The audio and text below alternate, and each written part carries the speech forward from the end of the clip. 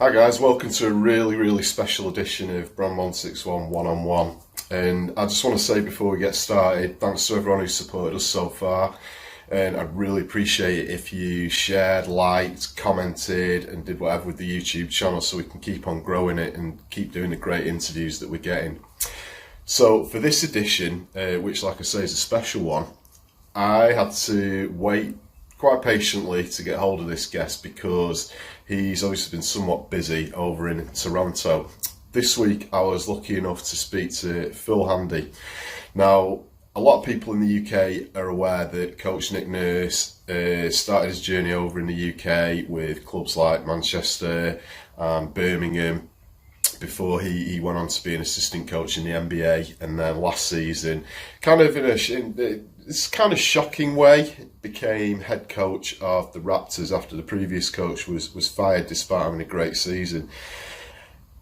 For a rookie coach to win a championship in his first season in the NBA is just incredible. But behind the coach, the head coach, there's always a great coaching staff. And Phil Handy was actually a shooting guard for the Manchester Giants in the 99 and 2000 season. One of the best seasons that ever happened in Manchester Giants history. They won the league title and they also won the playoff title. And Phil was a great outside shooter, but he could also penetrate through the middle if he wanted to. Just a really exciting player.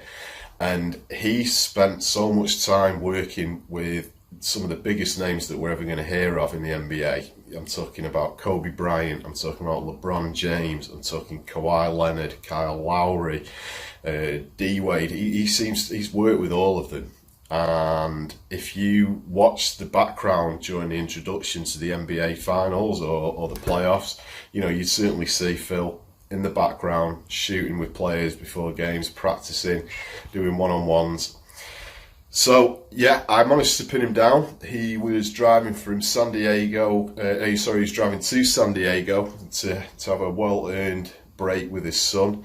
And he was kind enough to take some time out to chat to me about his journey and what this NBA season has meant to him. So I hope you enjoy it. As I say, appreciate the support so far. Like it, share it, and I hope everyone's having a great summer. Thanks for tuning into this extra special edition of One-on-One, and my guest today has been quite difficult to pin down the last couple of weeks as he's been a little busy. So 20 years ago, in the days of arena basketball in the BBL, one of the greatest teams the league had ever seen put together by Coach Nick Nurse, including names like Tony Dorsey, Tony Holly, Travis Conlon, Roy Hairston, Ronnie Baker. But there was a shooting guard by the name of Phil Handy, who has gone on to be one of the most well-respected and renowned trainers in the NBA, working with the Lakers, Cleveland, and recently the Toronto Raptors. So having worked with the likes of LeBron James, Kobe Bryant, Kyrie Irving, Kawhi, the list goes on and on. So it's an absolute privilege to speak to former Manchester Giant and current NBA champion. We've got Mr. Phil Handy on the line. My man, it's a pleasure to be on with you guys, man. Those are some pretty hefty accolades you're throwing out there, man. Well, they're all yours. They're all yours. Sometimes when I hear people talk about stuff like that, man, it even blows my own mind, to tell you the truth. I bet you. I mean, so it literally is 20 years ago this month that you would have probably been, I can't work out whether it had been the start, if it was 1999-2000 that you were here, or 98-99. I'm pretty sure it was the 99-2000 season, wasn't it? I think it was another season. I think at the time I was 27, or on 28. Right. And it was, man, that was probably, out of all the places I had a chance to play, NBA included, that was probably one of the best years I've had just in terms of basketball on and off the court.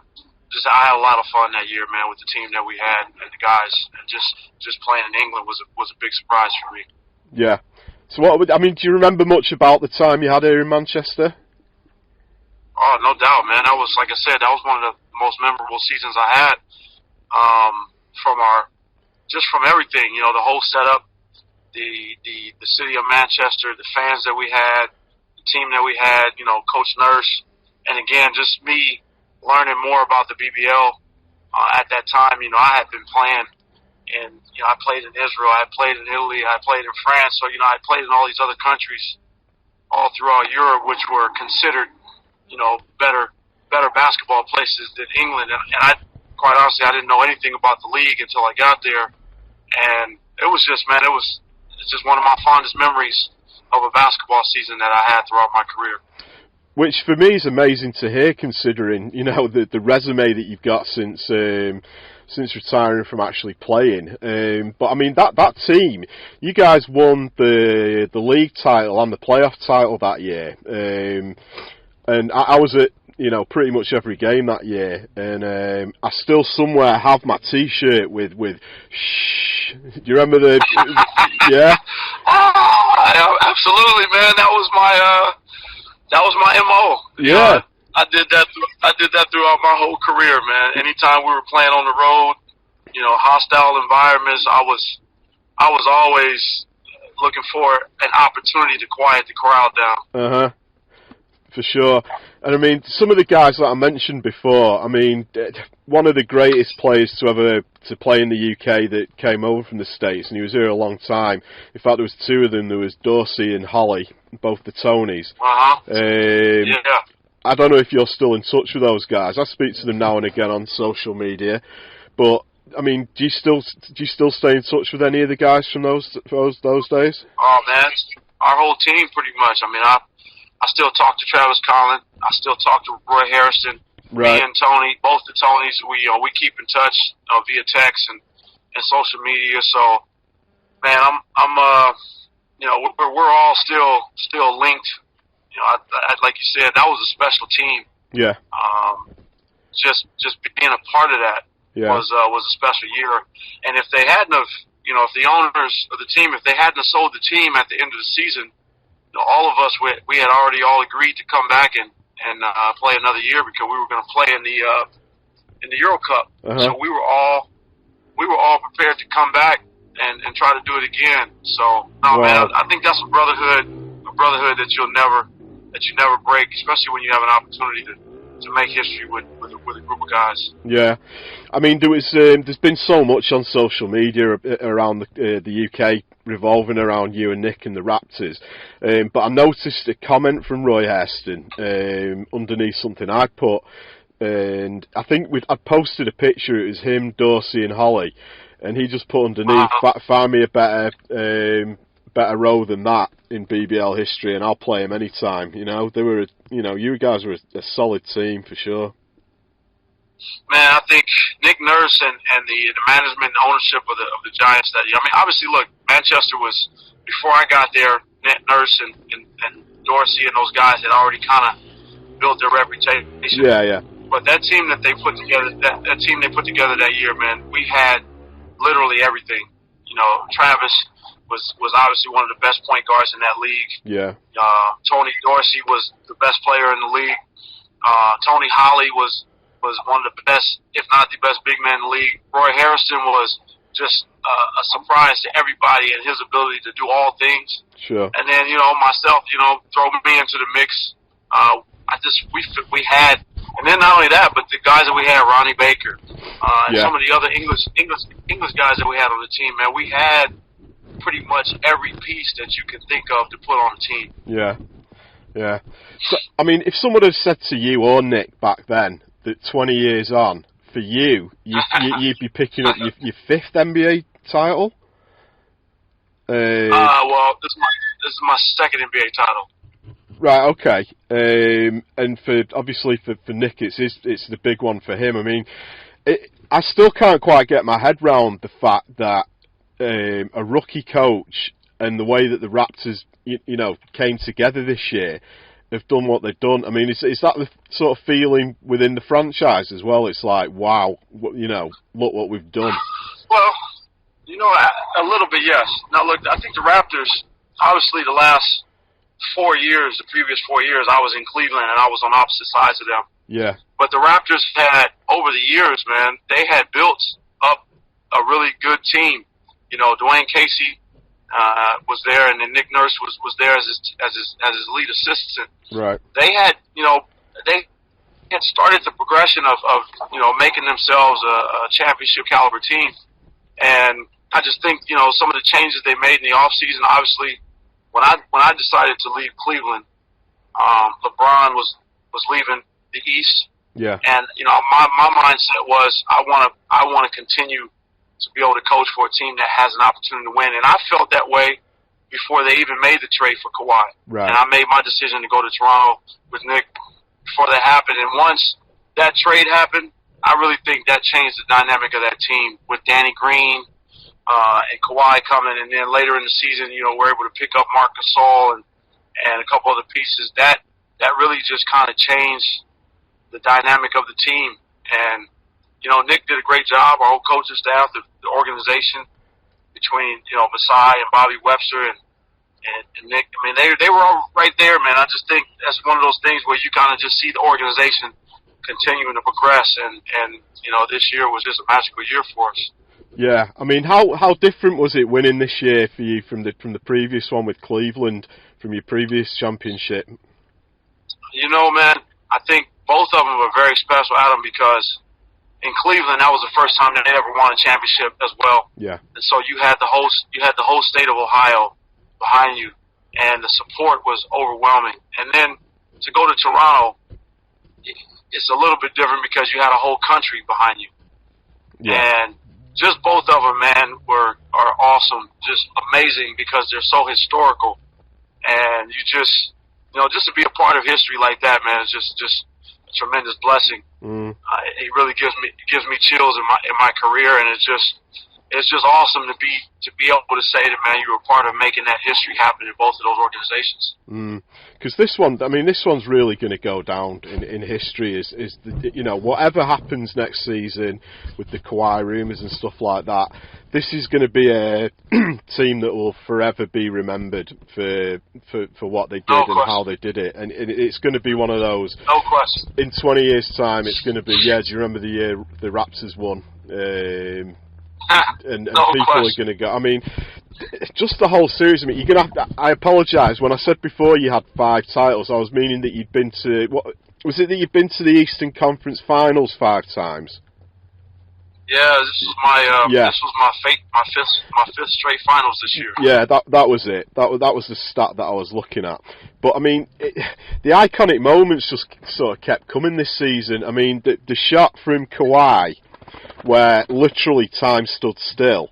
I mean, did you have a good view of that from where you were? Because some of the pictures of everyone literally, I mean, Kawhi virtually sits down to watch the ball go through the basket. I mean, what do you remember about that moment?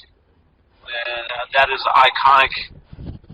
That is probably one of the most iconic moments in the history of the NBA. I'd say so. I was just like everybody else. I think about my point of view, and the arena froze. And actually, for some reason, it felt like the arena was dark. Right. Like I remember that whole scenario, and it just felt like the arena had went black for some reason, and it was just time froze, man. It literally froze, and that ball bouncing on the rim for 4 different bounces. I'm telling you, man, it seemed like it was like 30 or 40 seconds. Yeah. it just time. It's I mean, man, you can't make stuff like that up. It was really just an iconic moment for Kawhi, that organization, the city, and just the NBA, man. It's one of those. It's one of those moments that's going to go down in history. It was literally like a movie where at the end of the game it goes to slow motion as a player puts up the last shot, and we were sat there watching it, going, "Is it?" And then I mean, it was just unbelievable. And then to get into the finals, and there's obviously the media over there, especially. Have been talking about this thing about the Warriors with the injury to KD and everything, and there was a few slurs of people saying, yeah, well, they've beaten a Warriors team without KD. I didn't think that was as big as a factor as the media made out. I don't know how you feel about that. Let me tell you how I feel. I was in Cleveland the first year LeBron came back, and we played the Warriors without Kevin Love and Kyrie Irving, and they beat us in the finals. Yeah. So I don't want to hear any of that. That talk to me is dead.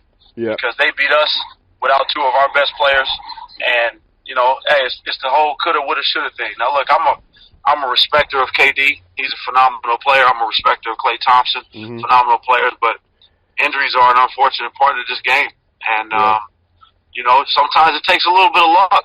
Yeah. And I don't mean luck. I don't mean luck in the disparity of somebody else getting injured.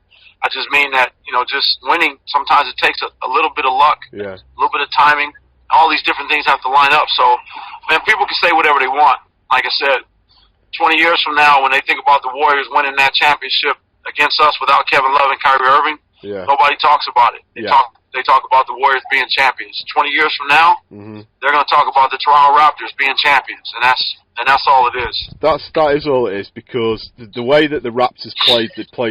I mean, you guys played some amazing basketball, and it was such a great team effort, because not only did Kawhi sort of lead from the front, but I mean, the guy that just impressed me every night was obviously Siakam, who's just been named most improved player, and he was just outstanding throughout the entire playoffs, and then in the finals, he was unbelievable. And then the leadership from Kyle as well was just so great to see. So it was a real team effort, right through to guys like Danny Green coming in and putting up important shots. It's just like, I agree with you. No one can say anything about how they did it with injuries to the Warriors. It was just an amazing team performance by the Raptors. No, man, it's just man. Sometimes, again, the ups and downs and the ebbs and flow of an NBA season, man, a lot of things can happen. And I'm an ultimate competitor, and I know the organization. Nick Nurse is a competitor. Masai, Bobby, just and all the guys on that team, they're all competitors, and I think to them they would have approached it the same way. To go out and play as hard as you can play, and you give yourself an opportunity to win each game. Yeah. So, I mean, I wouldn't want to put you on the spot here with the Kawhi thing, but, is there a plan for next year? I mean, obviously you and Nick are going to do it again, right? Well, all I can speak on that, Adam, I signed a 3-year deal with the Raptors. Yeah. And I think the organization, the city, and the country gave themselves the best opportunity they could to try to keep Kawhi in Toronto. And, I mean, all you ever ask for is that opportunity. And I know winning plays a part in that. So I think they have as good a chance as any other team out there to bring Kawhi back. So we'll just have to see how the free agency plays out. I mean, it's that one, isn't it? I mean, it's much like the thing about the injuries to the Warriors. The media just tend to come up with so many different slants on things, because I heard this morning the LA talk about him joining LeBron and AD, and it's just like, well, and I'm thinking, why would he want to leave a franchise where he's just done what he's done? But it's just going to have to play out, like you say. Well, you know what, man? That's what the media's for, though. They got to have something to talk about, right? Oh, of course, of course. You gotta have some kind of storylines, or else it's just gonna all be boring. Yeah. So, I mean, just watching your social media the last couple of weeks, it just looks like Toronto it's just been on fire, and the whole country's been, so excited about the Raptors. I mean, try and describe the feeling of sort of being around Toronto the last couple of weeks. Man, Toronto was already an amazing city. Yeah. It's a beautiful, beautiful city, just a great culture, very diverse. Man, what you saw during the playoff run was you saw an accumulation of 25 years of Toronto Raptor fans, and the excitement and the anxiety of what is possible. Yeah. Man, it was just, like I said, it gives me chills just thinking about the energy and the buzz in that city, and the parade, and the support and the love that they showed, man, to this team was unreal. It was, and the city's just buzzing, man. I just think it's such a great thing for the country of Canada and the city of Toronto, man. It's just an amazing thing for that whole that whole environment, and they're going to thrive off of it for sure. And it's definitely something that's going to help Canada and Toronto for years to come. Sure. And I read today as well that Nick's been selected to be head coach of the Canadian national team. Yeah, that's correct. And I mean, I don't know if he was, if that's something that has been building up, pre-playoffs and whatnot. But it feels like, well, after this, who else could lead Canada to something as crazy as that sounds? an American, coaching, but it's kind of like, well, if there's one guy, that people are going to love seeing doing that, it's going to be Nick Nurse, and as a rookie coach as well. Just wow. I bet he can't believe what's happening either. You know what, man? I think, look, Nick is a guy that believes in, manifesting your destiny. You put things in the air and you live it. And I don't think Nick is, one bit surprised. And look, you always look back on the journey and say, man, this is awesome. But I don't think he's surprised. Mm-hmm. I mean, this is something that he kind of built for and prepared himself for. And, you always, when you're in this environment, you're always trying to be the best that you can be. And you want to be the best that you can be on the highest level that you can be on. So, to me, I think this is all kind of expected for Nick. Again, it's not something that you take for granted, but you just say, man, this is what we work for.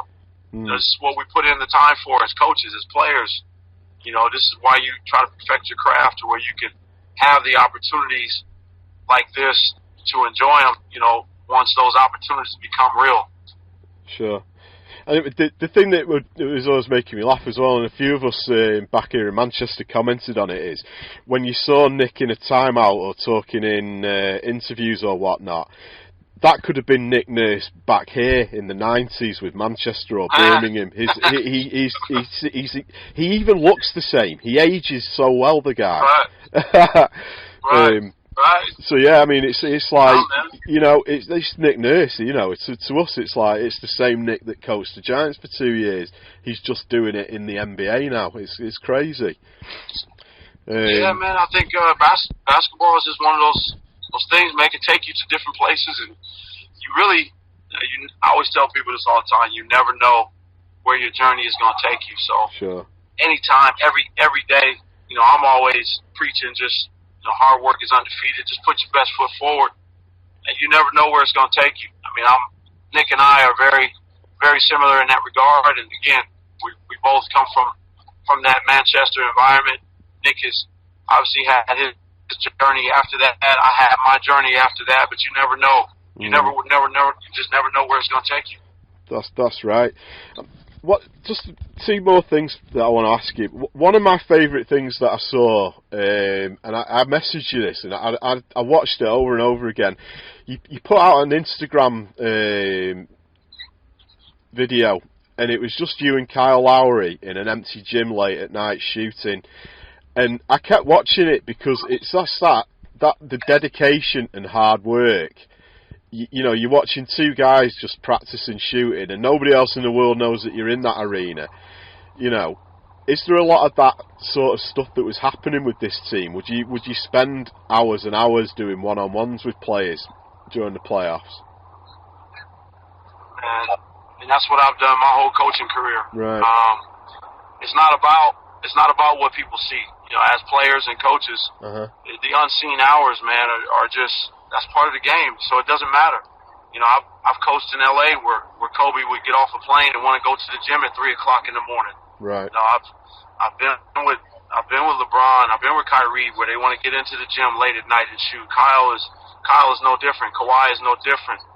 We had a lot of guys on that team that were late night guys. Some of our young players, they like to go in the gym late at night, and it's just man. Sometimes that's what it takes.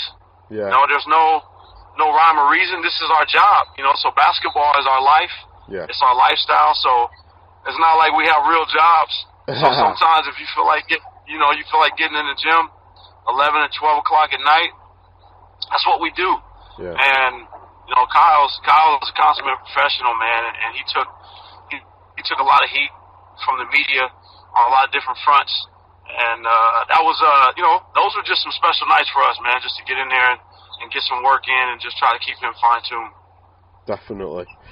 So, what are you thinking for the future, Phil? Do you think being a head coach, is that something you're thinking you'd want to do, or are you happy to do what you do now, working so closely with players, as an assistant coach / trainer, stroke skills specialist? What do you have that ambition, or is it like you said? Yes, that's a great question. That is part of, I think, who I am. It's a natural progression for me. I'm a very organic guy, and that's what's led me to being successful in what I'm doing. If and when that time comes for me to be a head coach, I'll be ready. Right. There's no question about it. Can I be a head coach in this league? Absolutely, I can. And I think for me, just natural progression. I'm all about, again, just making sure I work hard every day and I'm prepared every day to where when I do get different opportunities, I'll be ready for them. And being a head coach is, I think that's something that's part of this journey. And when the time is ready, man, when the opportunity is right, I'll be ready for it. Yeah, I just wondered because just seeing what you do, you seem to get so much joy working with the players. I mean, if you're watching the TV broadcast early on, you can see you shooting with the guys, warming up with them, and I was just wondering whether you'd actually prefer to keep that kind of connection and move into the head coach level. I mean, well, I'll tell you what, even if and when I do become a head coach, that won't change. Right. My drive, my passion, my connection with the players will still remain the same. That will never change, no matter what position I'm in. Well, Phil, I mean, it's just, for me, I still can't believe that 20 years on from the photograph that I sent you, that initially re-sparked being in touch, I can't believe that 20 years on, I'm sat outside the National Basketball Centre in Manchester on the phone to you, having just won an NBA title. It's just, like you said, basketball takes you on some crazy journeys, and here we are. So, I just want to say on behalf of everyone in Manchester that we're all so proud of you guys, and really honoured that you were part of Manchester Giants history, because there was a lot of people rooting for you guys over here. Oh, man, that's amazing. I'll tell you what, like you said earlier, think back 20 years ago, would you ever think? Without that time in Manchester, me and Nick would not be here. So, you think about your time in history and what led you to point A to point B to point C. Without that time in Manchester, we wouldn't be having this conversation, and Toronto Raptors wouldn't be NBA champions. So, man, Manchester is a big part of my history, and it's something I'll never forget. Well, you know what us Mancunians are like. We think we're the centre of the universe, so to hear that coming from you is amazing. I appreciate it, my man.